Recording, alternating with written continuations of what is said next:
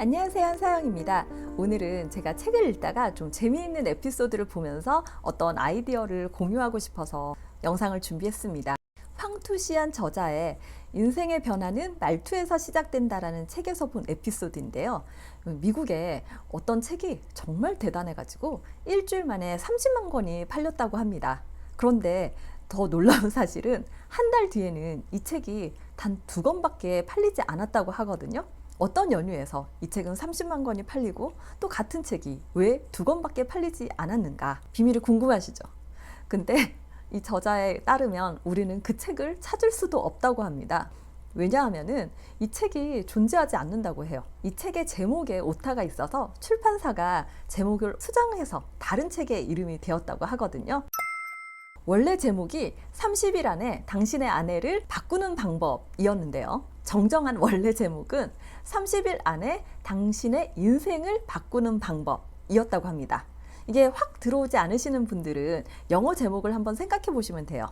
How to change your wife in 30 days 와 How to change your life in 30 days. 아내든 남편이든 혹은 부부관계가 아니더라도 어떤 가족 구성원 중에 문제를 지속적으로 일으키는 구성원이 있다면요. 이런 생각을 하게 돼요.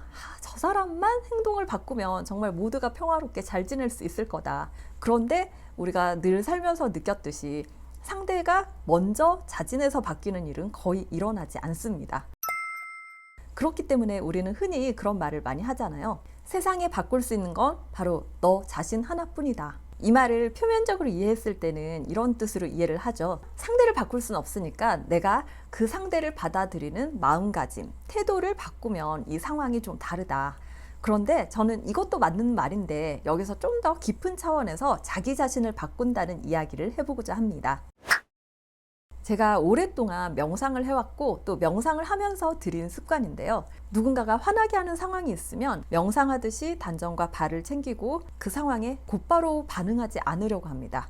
일단은 내가 평온해질 때까지 반응을 참고 마음속이나 머릿속에서 올라오는 모든 생각을 속으로 관찰하고 있어요. 그 순간에 바로 반응해가지고 화를 내면 에너지가 밖으로 분산되는데 그걸 참고 있는 것만으로도 에너지의 발산을 많이 줄일 수 있고요. 이렇게 단전을 챙겨서 집중하다 보면 내 내면으로 에너지를 더 모을 수 있게 됩니다. 그러면 상대가 잘못하는데 내가 무조건 참고 있어야 되냐? 그건 또 아니고요. 조언을 줄 때도 내가 고요한 상태에서 조언을 주는 것이 좋고요. 그리고 또 네가 잘못했으니까 너만 고치면 돼라는 마인드를 깔고 조언을 주는 거는 좀 큰 도움이 안 됐던 것 같아요. 이런 습관을 오랫동안 지속하다 보면은 놀라운 사실은 정말 바뀌지 않을 것 같은 상대방의 문제가 개선되는 경우들을 경험합니다. 다뤄야 할 문제 수준에 따라 다르겠지만 이런 삶의 태도를 가지면 정말 서서히 상대의 태도가 바뀝니다. 제가 여기서 더 말씀드리고 싶은 거는 단지 상대가 바뀌었느냐 안 바뀌었느냐를 떠나서 좀 더 깊은 차원에서 자기가 통합되었다는 걸 느끼게 되는 순간이 있는데요. 그거는 어느 날 문득 문제를 일으키던 상대가 사실은 자신의 억압된 내면 에너지와 같은 것이란 걸 깨닫게 되는 순간이 있어요. 이게 융심리학에서 말하는 그림자와 비슷한 개념인데요.